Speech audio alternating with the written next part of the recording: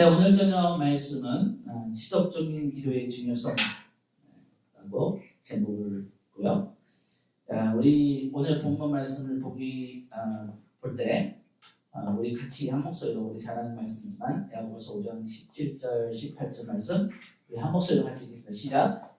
엘리야는 우리와 성격이 같은 사람인데 저가 비 오지 않기를 간절히 기도하고 3년 6개월 동안 땅에 비가 많이 오고 다시 기도한즉 하늘이 비를 주고 땅이 열매를 내느니라. 아멘. 네, 이 혹시 아시는 분들이 있을지 모르지만 웨슬리 도웰이라는 인도 선교사님이었죠.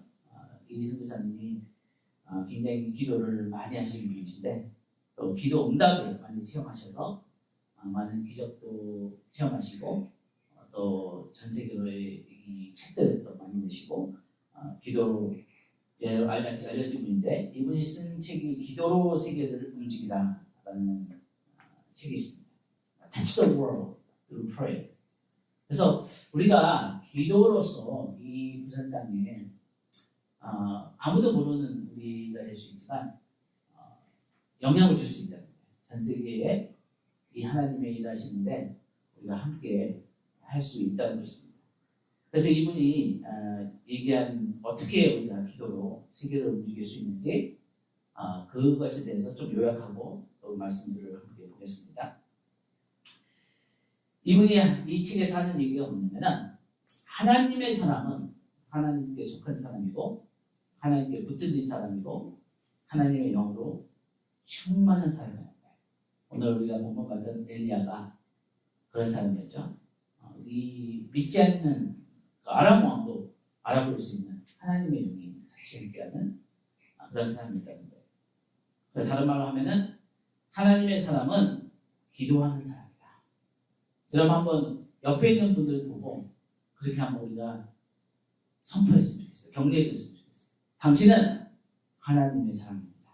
한번 해보세요. 옆에 있는 분들 보시고 진심으로 하나님의 사람입니다. 당신은 하나님의 사람. 그렇다면은 우리가 하나님의 사람이다. 하나님께 속한 사람이다. 그렇죠? 우리가 하나님의 한 사람의 뜻이죠. 하나님께 속한 사람의 뜻이죠. 그렇다면은 하나님께 속한 사람, 하나님의 사람은 어떤 특징이 있냐면은 하나님의 영을 충만한 사람이에요. 그리고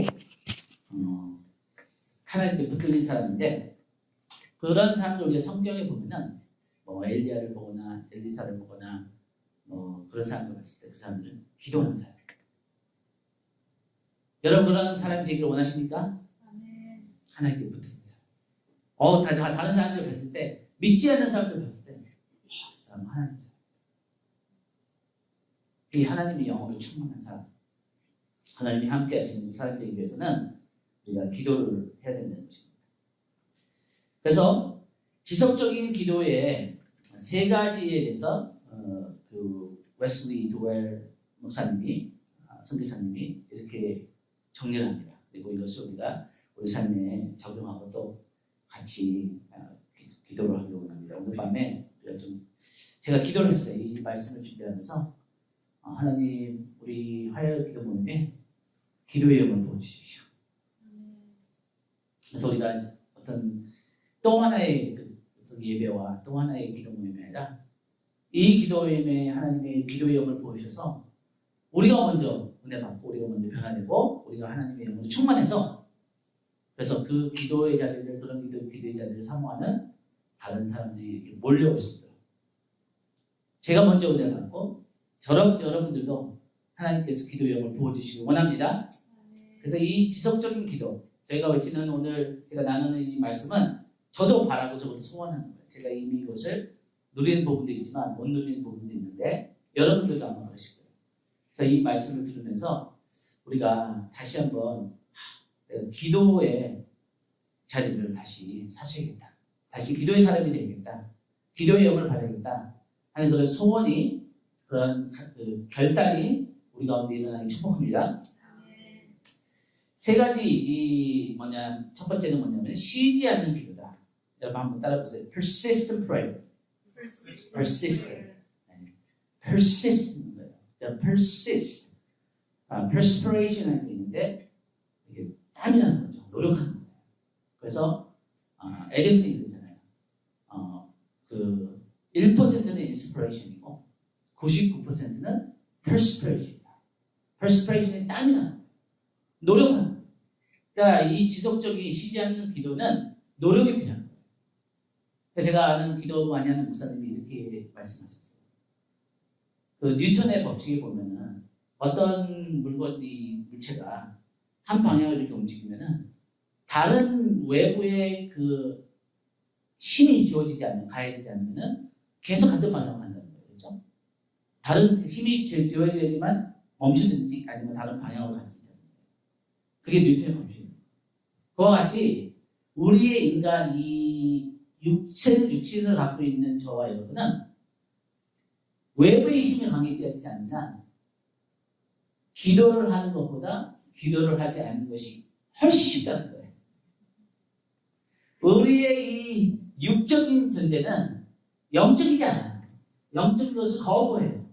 편한 것을 추구해요. 몸이 편하고 몸이 따뜻하고 몸이 좋아하는 걸 하게 된다는 거예요. 육적인 거.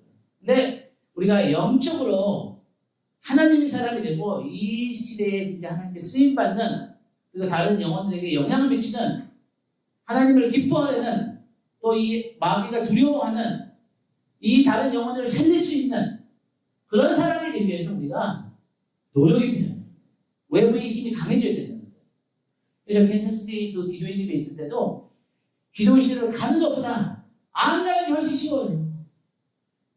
그런데 내가 의지적으로 하나님께 앞에 약속했고 또 내가 거기에 선교사 기도원 중기도 선교사니까 가는 거예요. 근데 참 습관이 무서워요. 진짜 습관이 무서워요.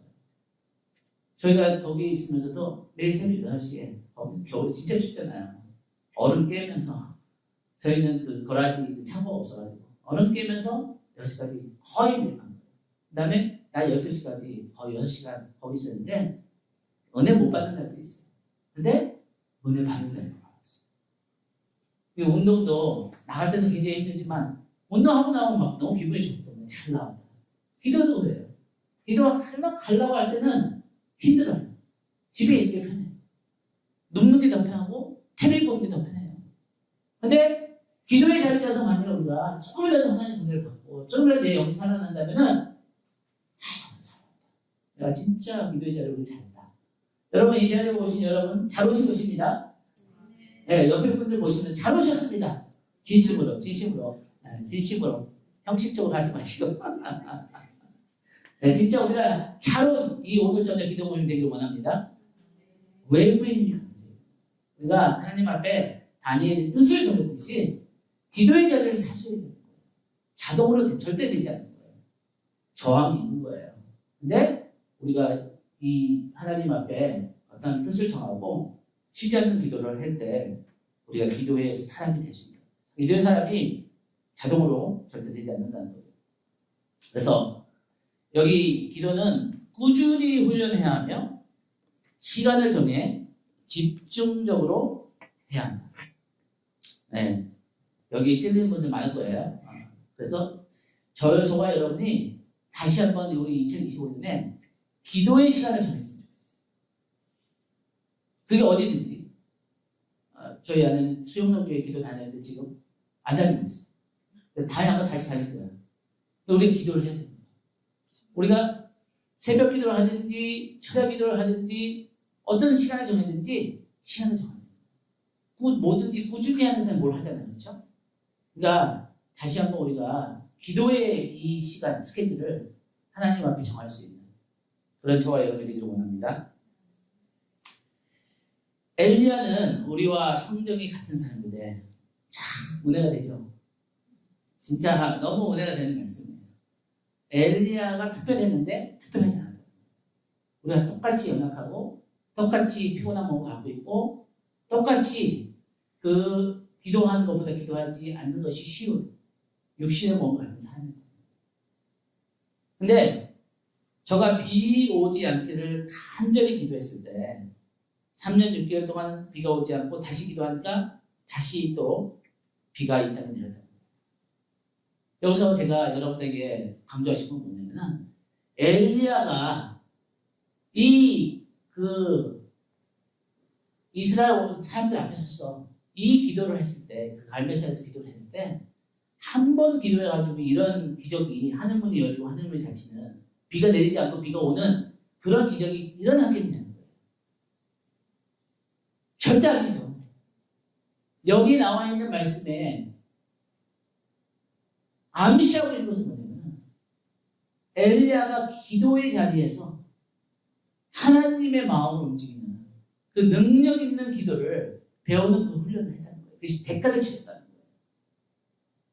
그렇기 때문에 엘리야가 기도했을 때 하나님이 들으시고, 여러분 이런 일이 참 믿어져요.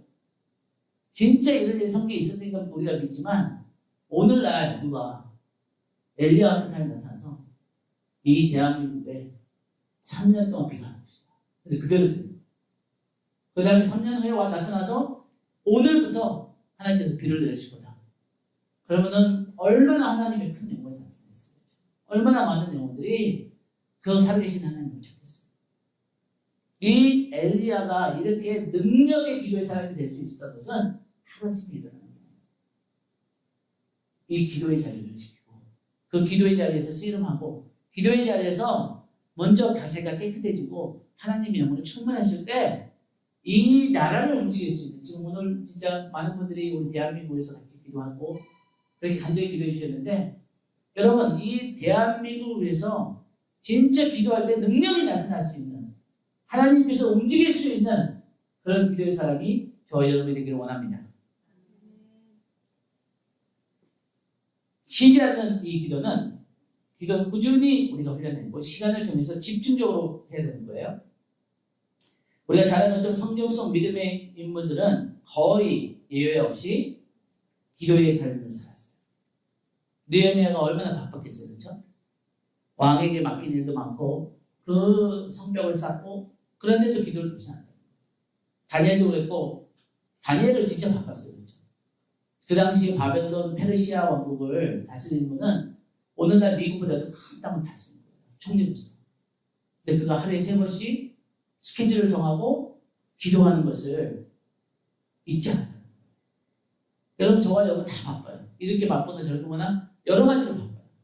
근데 하루에 10분을 하든지 30분을 하든지, 하나님께서 은혜를 주시면 1시간을 하든지 우리가 기도의 시간을 지킬 때, 그때 우리에게 하나님의 능력이 임하는 거예요.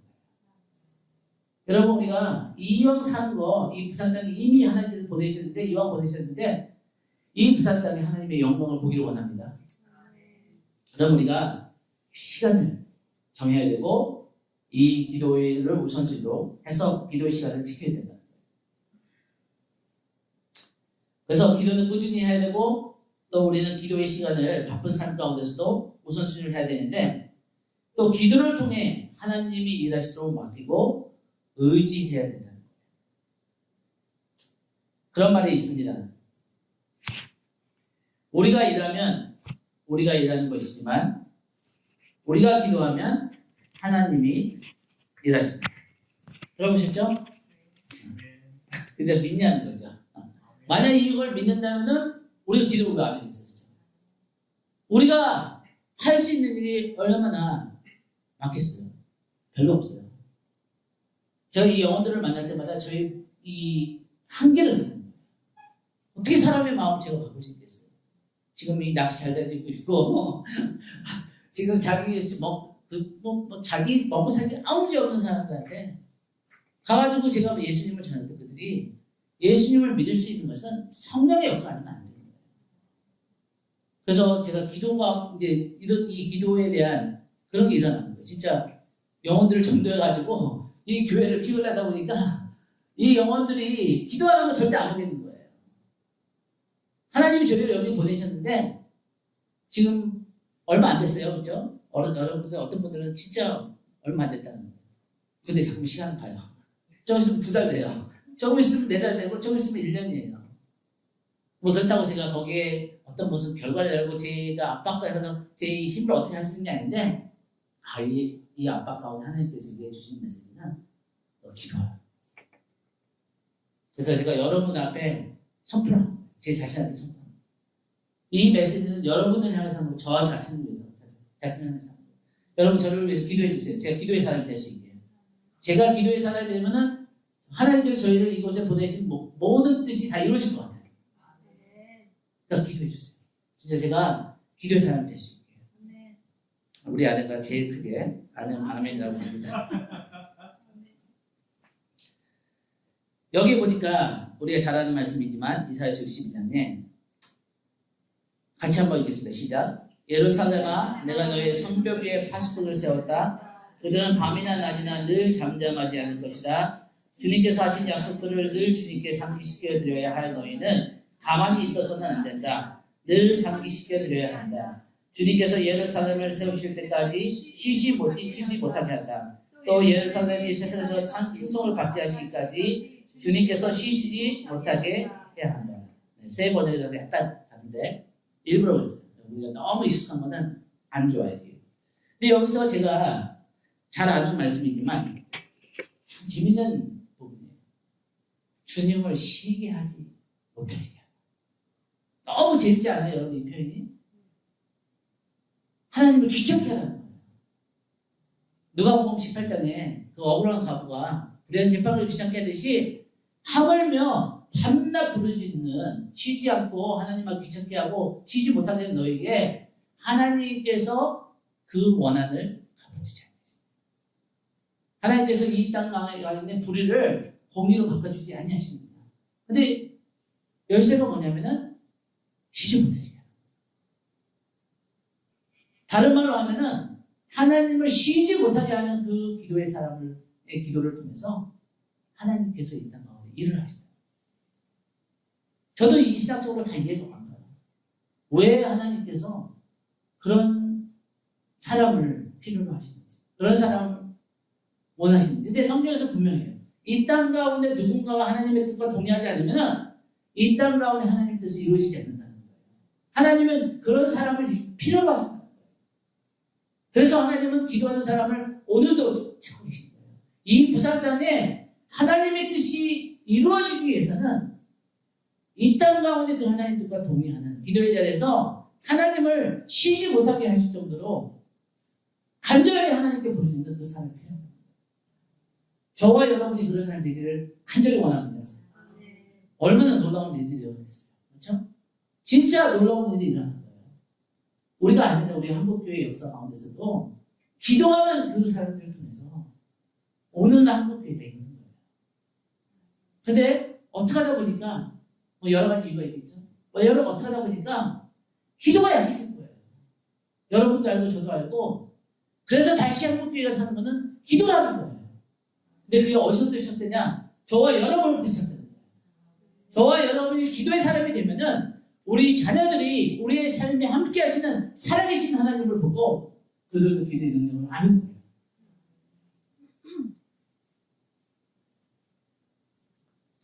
하나님은 여전히 오늘날도 우리의 기도를 통해 역사하시며 기도는 하나님의 일을 이루는 동력이 됩니다. 기도는 영적으로 메마른 지역에 하나님의 강물을 흐르게 하고 사막 같은 마음을 하나님의 동산으로 변화시킵니다. 제가 그런 기도를 합니다. 하나님, 먼저는 제가 만나야 될 사람들과 만날 수 있는 길을 열어주세요. 그 길이 이번 주에도 진짜 놀라운 거예요. 어떤 우리가 지난번에 한번 만났던 사모님이 갑자기 온 거예요. 오신 거예요. 충북인가? 거기서 오셔가지고 하룻밤 우리 집에 주무시고 그 다음에 갑자기 저희가 여행 가서 유럽 여행 가서 만난 이 사람을 미용을 하는데 목사님께 소개시켜 주셨어요. 그래서 갑자기 전화가 연락해서 갔는데 저희 집에서 5분 거리인 거예요. 근데 거기 빌딩 안에 미장원이 4개나 있어요.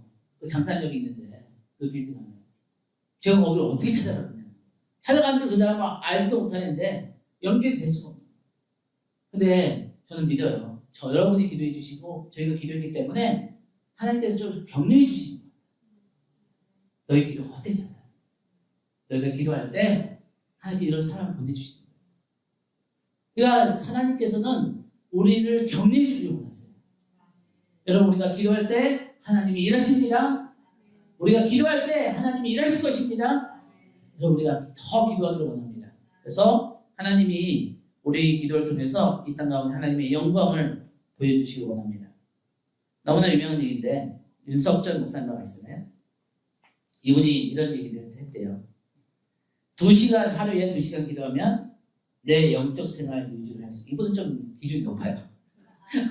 좀 특별하신 분이에요. 특별하신 분. 근데 뭐 2시간이 아니라 10분에 20분만이라도 한다면은 내 영적 생활을 유지할 수 있고 3시간 기도하면 내 이웃 영혼을 사랑할 수 있고 4시간 기도하면 내 주님의 몸된 교회를 살릴 수 있고 6시간 기도하면 내 나라, 내 민족 구원할 수 있고.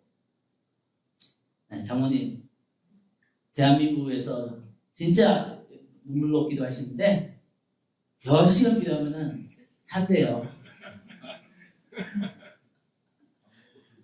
네, 맞아요. 반복 기도만 해요. 진짜 이분은 또 목회자니까 이게 가능한데, 근데 만약에 하나님이 그렇게 하신다면 하실 거예요. 근데 어쨌든 포인트는 뭐냐면 기도를 해야 돼요. 그리고 8시간 기도하면 내게 주신 사명 3개의 열방을 원할 수 있다.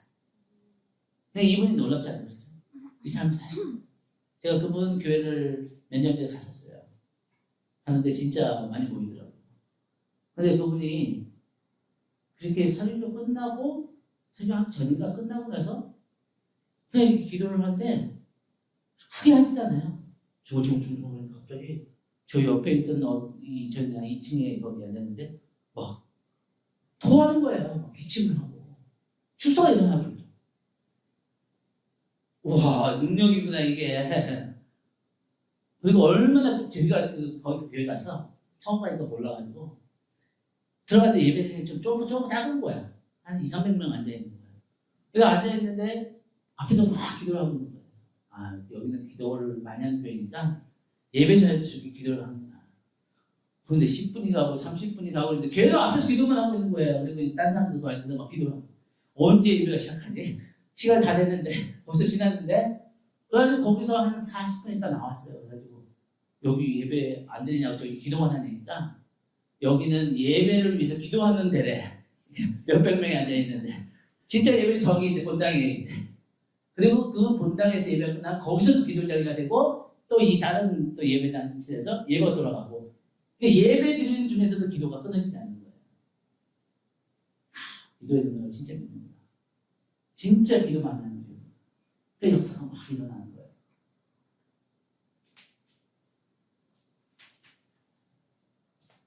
기도의 구체적인 실천 방법은 우리가 기도의 시간을 정하는 것입니다. 그리고 우리가 성령님을 의지해서 지속적으로 기도하는 거예요. 꾸준히 기도하는 거예요. 하루에 30분이든지 하루에 1시간이든지 또 하나님께서 우리에게 전임사역자에게 또 기도할 수 있는 시간을 더 주신다면은 하루에 3시간은 해야 된다. 그래야지 임기점이 돌파가 된다 하는 얘기를 많이 해요. 많은 분들이 그런 얘기를 해요. 그래서 이 2025년에 저부터 또 여기 계신 분들이 기도의 돌파를 했으면 좋겠어요. 저희가 많은 것을 할 수 있지만 또 많은 것을 시도할 수 있지만 안 돼요. 잘 기특하게 안 돼요. 진짜 이 부산의 영혼들이 안 모여요. 불교의 영이 절대 무너지잖아요. 근데 기도만이 우리의 유일한 답이라고 생각합니다. 이제 제가 이렇게 설교했으면 저희 집에 가서 저희 아내가 언제부터 기도하냐고 스케줄 잡자고 바로 그렇게 하고 그렇게 시작합니다. 저를 위해서 기도해 주세요.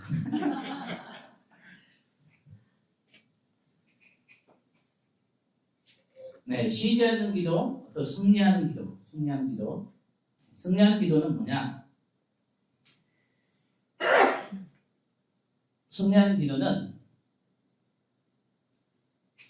영적 전쟁에서 마귀의 방해를 듣고 하나님의 뜻을 이루는 기도예요. 그러니까 여러분 우리가 알지만 우리의 삶에 마귀의 역사가 있어요. 마귀는 절대 우리의 삶에 하나님의 뜻이 이루어지길 원하잖아요.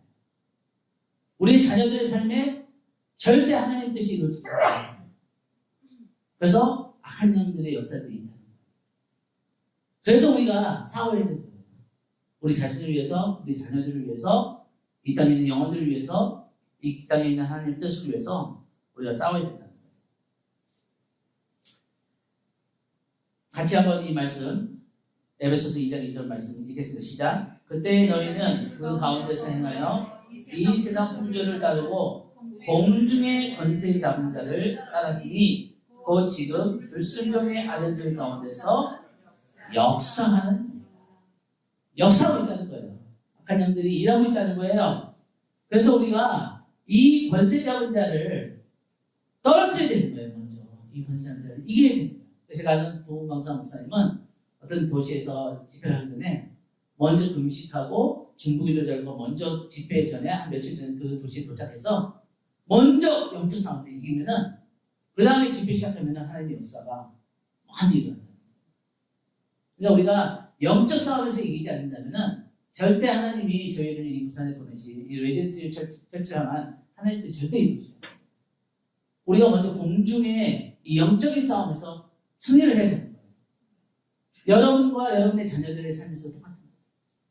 우리가 영적으로 승리하지 못한다면, 이기지 못한다면 우리의 자녀들을 향한 그 영적인 악한 영들이 떠나지 않는다. 그 역사 깨지지 않는다. 우리의 자녀들의 미래가 걸려있는데, 우리 자녀들의 영적인 데스에 걸려있는데 우리가 어떻게 안 싸워줄 수 있는가? 그러니까 우리가 기도의 영을 받아야 되겠습니다. 우리가 기도에서 승리하는 법을 배워야 되겠습니다. 또 요한일서에 보니까 죄를 짓는 자는 마귀에 속하느니 마귀는 처음부터 범죄함이라. 하나님의 아들이 나타나신 것은 뭐라고요? 마귀의 일을 멸하라 하십니다. 여러분, 우리가 예수님처럼 이 땅에 마귀의 일을 파할 수 있는, 깨뜨릴 수 있는 그런 하나님의 사람이 되어야 되겠습니다. 기도의 용사가.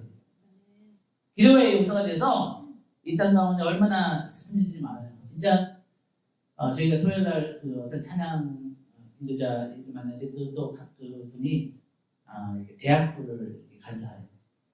근데 저희 대화하는데 질문하죠. 제 질문입니다.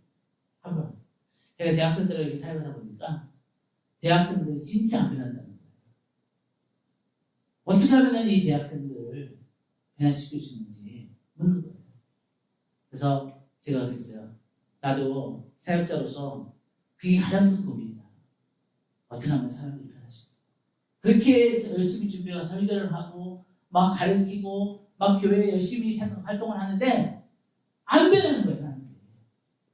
어떻게 하면 사람이 변할 수 있냐? 내가 얻은 결론은 복음이다. 복음이 사람들을 구원할 수 있는 하나님의 능력이다. 근데 이 복음이 뭐냐면은 주인이 바뀌어야 된다는 거지. 교회에 있는 성도들 가운데서도 구원을 받았는지 모르지만 주인이 자기가 주인인 거예요. 하나님이 주인이 아니신 거예요. 만약에 예수님이 자기의 삶의 주인이라면 그 사람 절대 그렇게 살지 않아요. 이 땅에 있는 그 영혼들을 위해서, 이 땅에 있는 그 악한 영들의 일을 파괴하기 위해서, 이 땅에 하나님의 나라가 세워지기 위해서 거기에 집중합니다. 근데 아직 너무 많은 성도들이 장로님이 될 수도 있고, 권사님이 될 수도 있고, 집사님이 될 수도 있고, 선교사님이나 목사님이 될 수도 있는데 주인이 아직 안 바뀌었다는 거예요. 그래서 복음을 확실하게 제시해서 그가 결단할 수 있도록 내 삶의 주인은 진짜 누군지, 진짜 주님을 주님으로 모시고 그 주님을 순종하고 그 주님의 뜻을 이루는 삶을 살 것인지 안 살 것인지, 그래야지 그 사람이 주인이 바뀌어야지 삶이 바뀝니다. 근데 조용히 그냥 고개 끄덕끄덕. 여러분, 여러분의 저의 삶에 주인이 누굽니까? 만약에 예수님이 우리의 주인이시라면 마귀가 떨 거예요. 근데 만약에 예수님이 우리 삶의 주인이라면 마귀가 우습게 봅니다. 너까지 네가 뭐길래? 우리는 아무것도 마귀를 멸할 수 있는 능력이 없다는 거죠. 우리 에베소 6장 10절 12절 말씀 여기 나온 대로 같이 읽겠습니다. 시작. 끝으로 너희가 주 안에서 그 힘의 능력으로 강건하여지고 마귀의 관계를 능히 대적하기 위하여 하나님의 전신갑주를 바울 사도가 영적 전쟁을 한 사람이에요. 안 거예요. 바울 사도가 우리가 이 영적 전쟁을 하기 위해서는 그 성령의 능력으로 강건해져서 하나님의 전신갑주를 입고 싸울 준비를 해야 돼요. 싸울 준비가 돼야 돼요. 그래서 우리가 영적 전쟁에서 마귀의 방해를 뚫고 승리하기 위해서는 영적 주도권을 잡아야 됩니다. 여러분 한번 따라해보세요. 영적 주도권을 잡아야 한다. 영적 주도권을 잡아야 한다. 영적 주도권. 이건 목사님이나 어떤 그런 사람들만 아니라 우리 평신도들도 우리 영적 권위를 잡아야 돼요. 영적 주도권을 잡아야 돼요. 재밌는 말씀을 여러분들 아마 보신 적이 있겠지만 재밌는 말씀 들어볼게요. 영적 주도권을 어떻게 잡는지.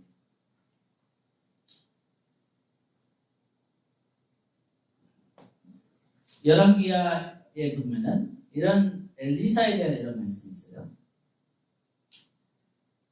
이 여리고 성에 엘리사가 갔는데 그 성이 아름답고 터가 아름다운데 물이 안 좋아요.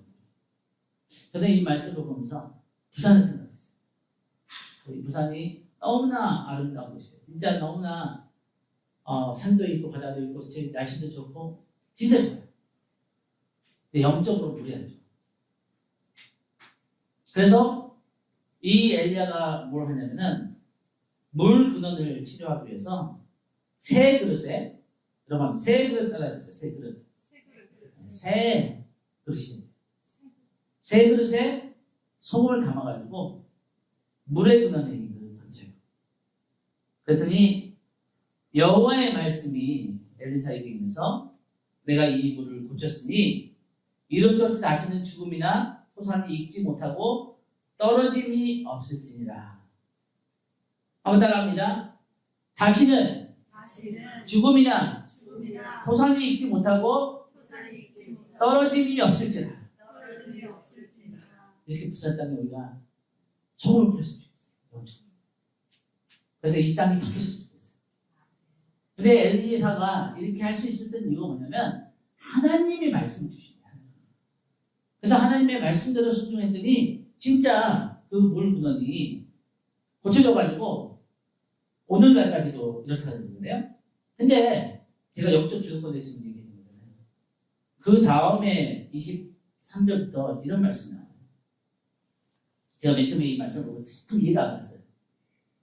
근데 영적 주도권을 보니까 이게 이해가 돼요. 보세요. 엘리사가 거기서 베델로 올라갔더니 그가 길에서 올라갈 때에 작은 아이들이 성에서 나와 그를 조롱하여 이르되 대머리여 대머리여 올라가라 대머리여 올라가라.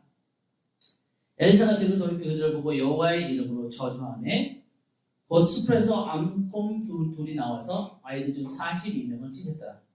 엘리사가 거기서 갈멜산으로 가고 거기서 사마리아로 돌아옵니다. 제가 이해하고 제가 연구하고 내린 결론을 말씀드릴게요. 여러분이 동의가 되실 수도 있고 동의 안 되실 수도 있지만 저는 이렇게 해석합니다. 이거는 영적 주도권을 가진 싸움입니다. 무슨 얘기냐면 지금 맨 처음에 제가 이 말씀을 이해 안 가고 좀 납득하기 받아들이기 힘들었던 게 뭐냐면은 작은 아이들이 대머리라고 놀렸다고 이 엘리사가 고업을 둘을 불러가지고 다 죽여버리는 거예요. 40명. 야, 잔인하다. 대머리라 부르는 게 좀 미안하긴 하지만 이렇게 죽일 정도까지 됐나 이렇게 생각했어요. 근데 이제 저희가 이제 영어 성경과 원본을 보면은 애들이 아니에요. 한 20대 청년들이에요. 그러니까 아무것도 모르는 분별이 없는 애들이 아니라 분별에 있는 청년들입니다. 20대 초반. 근데 지금 어떤 일이 지금 일어나고 있냐면은 지금 엘리사가 어디로 가고 있어요? 베델로 간 거예요. 여리고에서 베델로 간 거예요. 나중에 보면은 엘리야를 따라서 엘리사가 갔던 그 순서대로 거꾸로 지금 오고 있는 거예요. 근데 베델은 구약에 보면은 가장 바알신을 많이 쓰였던 도시가 베델. 이 베델에 있던 이 청년들이, 이 젊은이들이 누군지 모르지만 이 배경을 보니까 제 추측에는 바알신을 섬기고 있는 자리예요. 그러니까 엘리야가 갈멜산에서 거짓 선지자들과 대결했잖아요. 그래서 하나님께서 하늘에서 불러 응답하시니까 참 하나님이다. 이게 엘리야의 사건이잖아요. 그렇죠? 지금 어떤 대결을 하고 있냐면은 누가 저주를 내릴 때 그 저주가 임하는 그 사람의 하나님이 참 하나님인 거예요. 지금 이 이스라엘은 영적으로 타락해져가지고 지금 엘리야 시대 때도 그렇고 엘리사 시대 때도 지금 하나님의 살아계신 하나님을 봐야지만 이 백성들이 지금 돌아오는 거예요. 그러니까 이게 엘리사의 개인적인 지금 이 어떤 자존심이나 어떤 그런 사건의 얘기가 아니라 지금 이 시대에 살아계신 하나님이 누구냐 그 대결을 지금 하고 있는 거예요. 그래서 엘리사에게 대머리라 하는 것은 그 엘리사가 진짜 대머리였는지 아닌지 모르지만 지금 엘리사를 조롱하고 놀리는 정도가 아니라 저주를 하고 있는 거예요. 왜냐하면 성경에 보면은 이 문둥병자들이 대머리가 되거든요. 저주를 하고 있는데 이 저주가 임하지 않는 거예요. 그래서 엘리사가 이들을 갖다가 저주를 하잖아요. 여호와의 이름으로 24절을 보니까 여호와의 이름으로 저주하니까 이 하나님의 능력이 곰들에게 임해서 이들을 40명 와서 다 찢어 죽이는 거예요. 그러니까 이것은 뭐냐면 지금 영적 주도권을 누가 잡느냐 하는 사건이라는 거예요. 이 엘리사가 이때 영적 주도권을 잡으니까 이때부터 이 이스라엘 땅에 영적 분위기가 바뀌는 거예요. 그래서 6장에 가면은 열왕기하 6장에 가면은 이스라엘 왕이 엘리야를 뭐라고 부르냐면은 나의 아버지라고. 엘리사가 그렇게 나이가 많지 않아요. 지금 엘리야한테 그 갑절의 영을 받은 지 얼마 안 된 때예요. 많아봤자 30대? 근데 이스라엘 왕이 나의 아버지라고 그래요. 나이하고 상관없이 영적인 권위를 취하니까 그 왕도 함부로 못하는 그런 하나님 사람이에요. 여러분 제가 무슨 얘기를 하고 싶은지 아시죠? 여러분 우리가 가정에서도 그렇고 우리 자녀들 향해서도 그렇고 우리가 이 교회와 이 도시와 이 영적 싸움에서 우리가 승리하기 위해서는 영적 주도권을 취해야 되는 거예요. 엘리사가 영적인 주도권을 취하니까 이스라엘이 바뀐 거예요. 저주가 바뀐 거예요. 그 물의 근원이 치유가 된 거예요. 지금 이 이스라엘 엘리야가 갔던 그곳을 엘리사가 돌아오면서 이 땅에 있는 영적 분위기를 바꾸고 있다는 거예요. 공기를 바꾸고 있다는 거예요. 어떻게 그럴 수 있냐? 하나님의 말씀이 엘리사에게 임하기 때문에 엘리사가 이런 권위를 가질 수 있어요. 무슨 얘기냐면은 저와 여러분이 어느 때까지 기도의 자리에 있어야 되냐면은 하나님의 말씀이 우리에게 임할 때까지. 그 하나님의 말씀이 임하면 된 거예요. 세례 요한이 언제까지 들판에 있었어요? 빈들에 있었어요? 하나님의 말씀이 임할 때까지. 하나님의 말씀이 그에게 임하니까 그의 심령이 강건해진 거예요. 그래서 이 세례 요한이 나타나서 회개의 메시지를 하니까 그 가기 힘들고 찾아가기 힘든 그 광야에 세례를 받기 위해서 회개를 하기 위해서 많은 사람들이 그 예루살렘 도시를 떠나서 그 요단강 쪽으로 나온 거예요.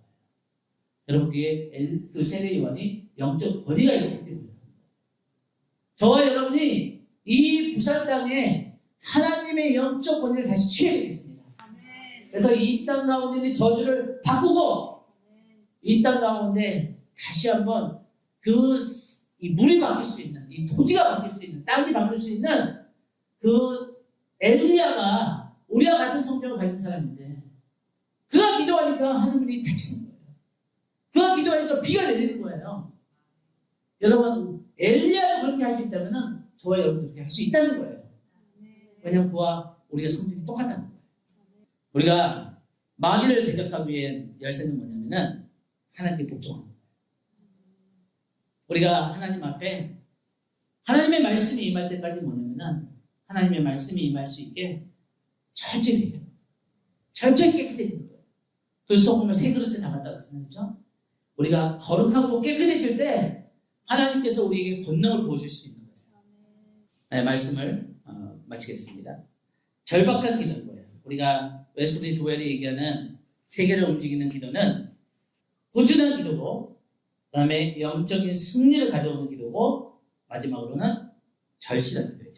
절실한 기도인데, 이 절실한 기도는 뭐냐면은, 여러분 오늘 본문 말씀에 보니까 엘리야가 간절히 기도했다고 했죠. 그렇죠?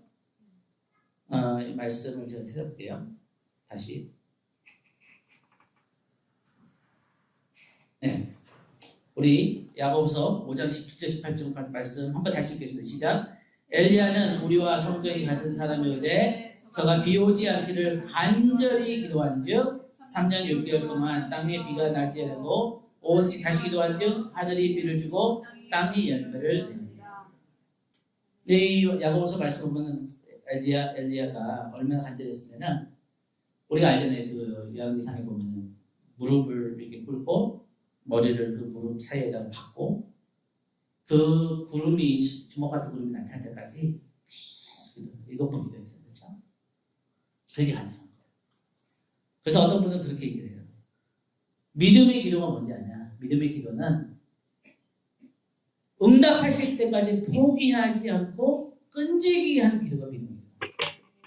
그러니까 엘리야가 끈질기게 그 구름이 나타날 때까지 포기하지 않고 기도했죠. 일곱 번씩. 저는 질문한 거예요. 왜 엘리야가 그렇게 간절했어요? 엘리야가 비가 오고 비가 안 오는 게 뭐가 그렇게 중요했어요? 중요하지만 엘리야 개인한테 그게 중요한 게 아니잖아요. 농사 짓는 것도 아니고. 근데 왜 엘리야가 그렇게 간절히 기도했을까요? 여러분 지금 이 상황이 어떤 상황인지 아시죠? 갈멜산 하나님이 불로 응답하신 분이 살리신 하나님이라는 것처럼 지금 이 이스라엘의 데스티니가 걸려있는 거예요. 지금 엘리야가 간절히 기도해가지고 비가 오지 않냐고 3년 반 동안. 그래서 백성들의 마음이 가난해지고 백성들의 마음이 하나님을 찾을 수밖에 없고 그들이 배가 부르고 편하면 절대 하나님을 찾았거든요. 바알한테 완전히 지금 매여 있는 거예요.